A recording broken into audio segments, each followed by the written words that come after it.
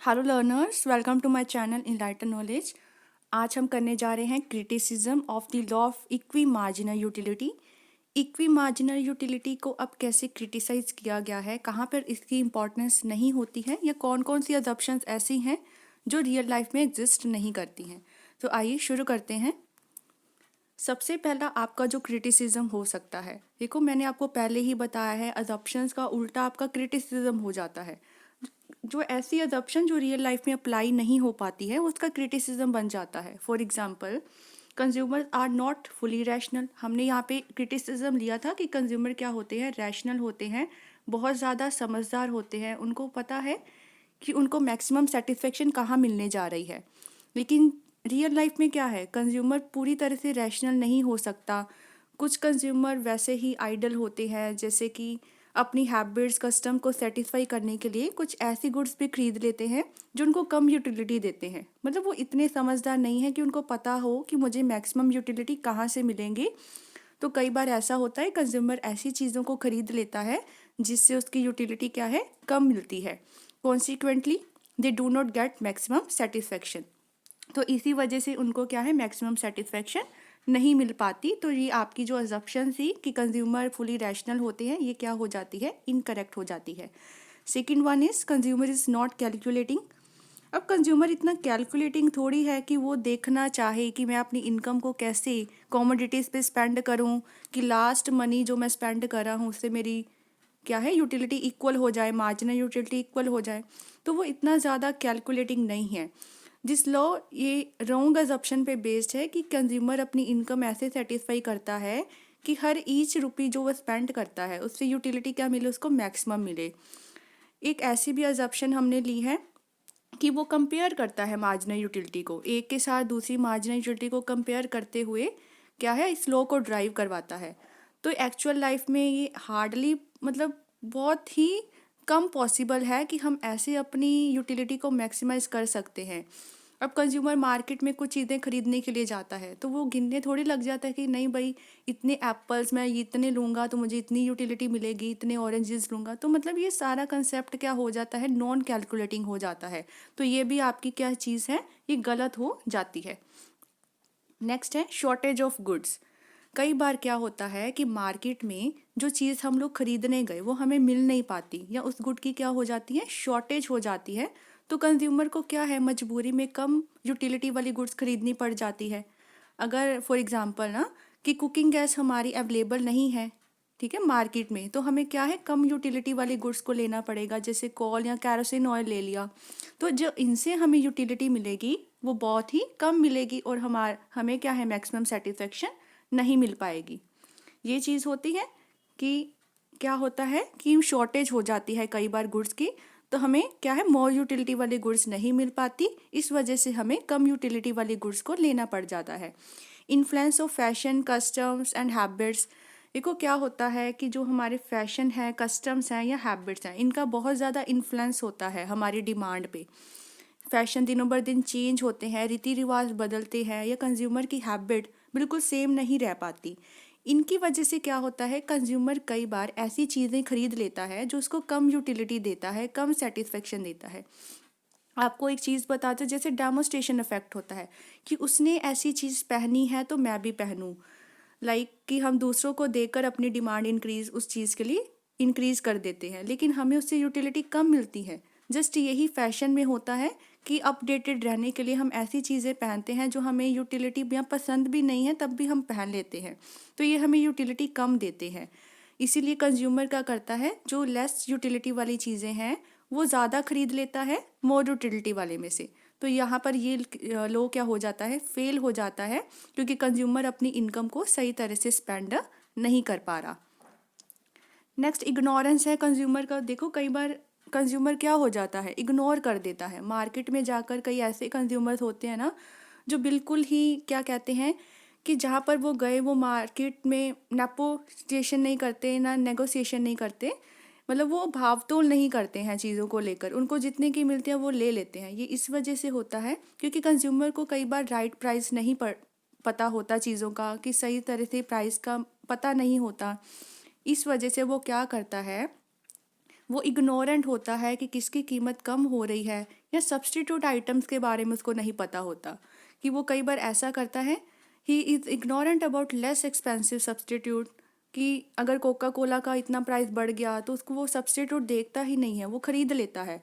मतलब पेप्सी को खरीदता नहीं है अगर उसका प्राइस कम भी है, तो वो इग्नोरेंट हो जाता है कई चीज़ों को लेते हुए। और इसके इग्नोरेंट के कारण ही क्या होता है, वो अपनी इनकम को ऐसे स्पेंड करवा देता है कि उसको मैक्सिमम सेटिस्फेक्शन नहीं मिल पाती। तो यहाँ पर भी लो क्या हो जाता है, फेल हो जाता है, क्योंकि कंज्यूमर कहीं ना कहीं क्या हो जाता है, इग्नोरेंट हो जाता है, वो इग्नोर कर देता है प्राइस किसका, गुड्स का। नेक्स्ट है आपका इंडिविजिबिलिटी ऑफ गुड्स। यहाँ पर एक अजम्पशन थी कि गुड्स क्या होते हैं, कुछ छोटे छोटे भागों में हम गुड्स को बांट सकते हैं, लेकिन ऐसे गुड्स जिनको हम बांट ही नहीं सकते छोटे छोटे भागों में, तो वहाँ पर ये लॉ अप्लाई ही नहीं होगा। इंडिविजिबिलिटी ऑफ गुड्स था ना, कि हम गुड्स को डिविजिबल कर सकते हैं, डिविजिबिलिटी ऑफ गुड्स था। लेकिन कुछ ऐसी गुड्स होते हैं जिनको हम छोटे भागों में नहीं बांट सकते। फॉर एग्जांपल टीवी है या फ्रिज है, कार है, उनको क्या है छोटे छोटे भाग में थोड़ी बांट कर ले सकते हो। या फॉर एग्जांपल अगर आपने ले भी लिया, एक टीवी ले लिया है आपने, तो जब सेकंड टीवी लोगे अप टू मैक्सिमम यहाँ तक खरीदोगे, कॉन्टिन्यूस कंजप्शन हम लोग नहीं करते, या फिर मार्जिनल यूटिलिटी को इक्वलाइज इन चीज़ों में नहीं किया जा सकता। वही चीज़ है कि अगर सपोज आप लोग बाय भी कर लेते हो 1 यूनिट ज़्यादा उस कॉमोडिटी का, तो एडिशनल आप लोग ख़रीदना चाहोगे ही नहीं, क्योंकि पॉसिबल नहीं है। ये चीज़ें एक तो पहले ही एक्सपेंसिव होती है और आपको कम क्वांटिटी में ये चीज़ें चाहिए होती, तो इनको आप लोग डिविजिबल नहीं करवा सकते। और जिन गुड्स को हम छोटे छोटे भागों में बांट नहीं सकते हैं, वहाँ से हम मैक्सिमम यूटिलिटी क्या है या मैक्सिमम सेटिस्फेक्शन नहीं निकाल सकते। तो इन चीज़ों में ये लॉ अप्लाई नहीं होता। Law does not apply to the indivisible goods, जिनको हम मतलब डिवाइड नहीं कर सकते हैं। Constant income and price. अब यहाँ पर अजम्पशन थी कि आप लेकर चलोगे कांस्टेंट इनकम और कांस्टेंट प्राइस लेकर चलोगे, लेकिन देखो रियल लाइफ में ये चीज़ें पॉसिबल नहीं हो पाती है। ये लिमिटेशन है इस लॉ की, कि ये लॉ क्या करता है कि इनकम और प्राइस को कांस्टेंट लेकर चलता है।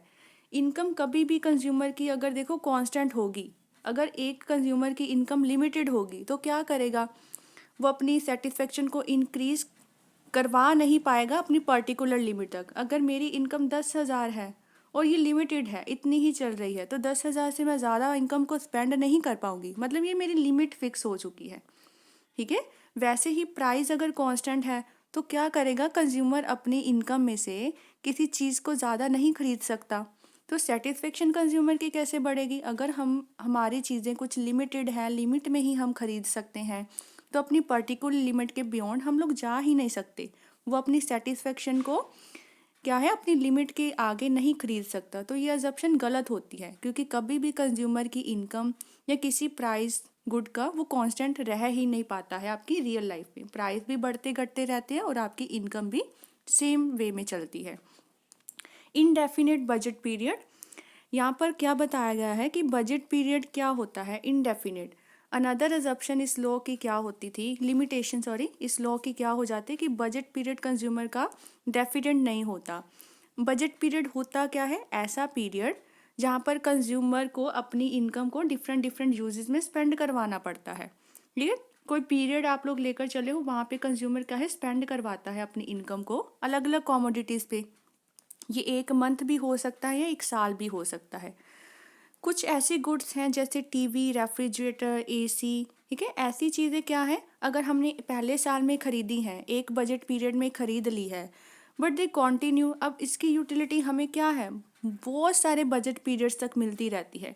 एक बार देखो आपने एसी खरीद लिया, वो कई साल चल जाता है यार। टीवी खरीद लिए, कार खरीद ली, इनका क्या होता है, इनकी यूटिलिटी हमें बहुत सालों तक मिलती ही रहती है। मतलब इसकी कंजप्शन हम दोबारा नहीं करवाना चाहेंगे, बार बार नहीं करवाना चाहेंगे। तो इन चीज़ों के मार्जिनल यूटिलिटी को हम क्या कर सकते हैं, कंपेयर नहीं कर सकते हैं दूसरी गुड्स से। अब टीवी के साथ मैं ऑरेंजेस का कंपैरिजन कैसे करवा सकती हूँ। ऑरेंजेस तो मैं क्या है, एक तो छोटे छोटे यूनिट्स में लूँगी और हर रोज़ लूँगी। टीवी तो हम हर रोज़ नहीं, नया नहीं ना खरीद सकते, क्योंकि टीवी हमें क्या देता है, ज़्यादा यूटिलिटी देता है और कई सालों तक देता है। ऑरेंजेस तो हम कंज्यूम कर लेते हैं और अगले साल या अगले मंथ या अगले दिन ही और नए खरीद लेते हैं। तो मतलब मार्जिनल यूटिलिटी इन गुड्स की क्या है, हम कंपेयर नहीं कर सकते दूसरे गुड्स के साथ। तो ये एक इनडेफिनेट बजट पीरियड तक जाता रहता है। ये लिमिटेशन है इस चीज़ की कि बजट पीरियड एक कंज्यूमर का डेफिनेट नहीं होता है। मतलब इस चीज़ में, इस लॉ में आपका बजट पीरियड के बारे में कुछ नहीं बताया, और ना ही ऐसा कुछ बताया है कि एक कमोडिटी को हम दूसरी कमोडिटी के साथ कंपेयर नहीं कर सकते या कुछ ऐसा। तो ऐसी बहुत सारी चीज़ें हैं जो एक बार खरीदे और हमें लाइफ टाइम के लिए क्या देती रहती है, यूटिलिटी देती रहती है। तो मतलब उनका बजट पीरियड क्या हो जाता है, इनडेफिनेट, हम लोग डिफाइन नहीं कर सकते बजट पीरियड। तो ये भी इस लॉ की क्या है, लिमिटेशन है। Next, cardinal measurement of utility is not possible, कि हम नंबर्स में मेज़र नहीं कर सकते हैं यूटिलिटी को। मैं ये नहीं बता सकती कि मुझे ऑरेंजेस से कितनी यूटिलिटी मिली, या आज मैंने एक चॉकलेट खाई तो मुझे कितनी यूटिलिटी मिली, ठीक है ना। ये चीज़ बहुत ही डोबियस या कंफ्यूजिंग हो जाती है, रियल लाइफ में पॉसिबल नहीं है। Change in marginal utility of money. अब मार्जिनल यूटिलिटी ऑफ मनी इस चीज़ ने क्या है, कांस्टेंट नहीं रहती, उसमें चेंज आता रहता है। ये लॉ आपका कहता था कि दिस अजप्शन, ये ऐसी अजप्शन थी कि मार्जिनल यूटिलिटी मनी हम कांस्टेंट लेंगे, बट ये अनरियलिस्टिक है। हमारी मनी की जो मार्जिनल यूटिलिटी है होती है वो कम या ज़्यादा क्या है, होती रहती है। ये डिपेंड करता है आपकी इनकम पे, कि आपकी इनकम कितनी है। फॉर एग्जाम्पल हम लेकर चले कि व्हेन अ कंज्यूमर, अब कंज्यूमर क्या है, अगर ज़्यादा क्वांटिटीज़ किसी चीज़ की खरीदता है, मतलब उसके पास मनी कम रह गई। अगर मेरे पास 5 रुपये है, मैंने 4 रुपये खर्च करवा दिए, मेरे पास 1 रुपया रह गया। और जितना अमाउंट क्या होता है मनी का कम होता रहता है ना, उससे मार्जिनल यूटिलिटी ज़्यादा मिलती है। ऐसा क्यों होता है, क्योंकि हमारे पास क्या रह चुकी है, स्मॉल क्वांटिटी ऑफ मनी।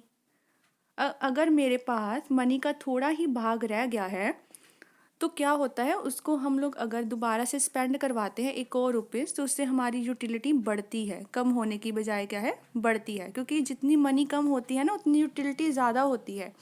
आपने ये भी पढ़ा होगा कि पुअर की मार्जिनल यूटिलिटी रिचेस से ज़्यादा होती है, क्योंकि पुअर क्या होते हैं, उनको नेसेसिटीज चीज़ें खरीदनी है और एक कॉन्टीन्यूस वे में खरीदनी है। जितनी इनकम ज़्यादा होगी ना, उतनी मार्जिनल यूटिलिटी कम होती है, और जितनी इनकम किसी पर्सन की कम होती है, उसकी मार्जिनल यूटिलिटी ऑफ मनी क्या होती है, ज़्यादा होती है। मतलब वो अपनी स्पेंडिंग ज़्यादा करवाते हैं, उनसे जितना भी वो खर्च करते हैं ना, उससे उसको सेटिस्फेक्शन मिलती है। तो अगर मेरे पास स्मॉल क्वांटिटी है मनी की, उसका मतलब मुझे यूटिलिटी उस चीज़ से ज़्यादा मिलेगी, ना कि कम मिलेगी। इस वजह से क्या होता है कि मार्जिनल यूटिलिटी इंक्रीज़ होती है, और इंक्रीज़ होने की वजह से एक कंज्यूमर को अपने एक्सपेंडिचर को क्या है, अपने खर्च को डिफरेंट डिफरेंट गुड्स पे रीअरेंज करना पड़ जाता है, अरेंजमेंट करनी पड़ती है। तभी ये लॉ क्या है, एक तरह का डिफ़िकल्ट हो जाता है, क्योंकि कभी भी मार्जिनल यूटिलिटी मनी की कांस्टेंट नहीं रहती है। यहाँ पर चेंज आता ही रहता है आपकी मार्जिनल यूटिलिटी ऑफ मनी में। ये आपका डिपेंड करता है कि आपकी इनकम बढ़ रही है या कम हो रही है, या आप स्पेंडिंग कैसे कर रहे हो मनी की। नेक्स्ट आ जाता है आपका कॉम्प्लीमेंट्री गुड्स। कॉम्प्लीमेंट्री गुड्स ऐसी गुड्स होती हैं जैसे एक के बिना कोई काम नहीं चल सकता दूसरे का। फॉर एग्जांपल है ना, आपका पेन एंड इंक है, पेट्रोल एंड कार है, तो ये कॉम्प्लीमेंट्री गुड्स पे ये लो अप्लाई नहीं हो पाता है। इट इज़ तो क्योंकि कॉम्प्लीमेंट्री गुड्स क्या होती हैं, फिक्स्ड प्रपोर्शन में आपको लेनी पड़ती है। एक कॉमोडिटी को कम यूज़ करोगे तो दूसरी कॉमोडिटी पर भी उसका इफ़ेक्ट पड़ेगा। दूसरी को हम लोग इंक्रीज़ नहीं करवा सकते। अगर मैं कहूँ ना कि इंक है, इंक का डिमांड या इंक की प्रोडक्शन ही नहीं हो रही है, तो क्या होगा, जो पेन होगा, पेन की गिनती में इंक्रीज़ नहीं आ सकता है। वैसे ही for example film along with camera, camera में फर्म पड़ती है, एक कैसेट है वो वीसीआर में ही पढ़ के मतलब क्या है, चलती है।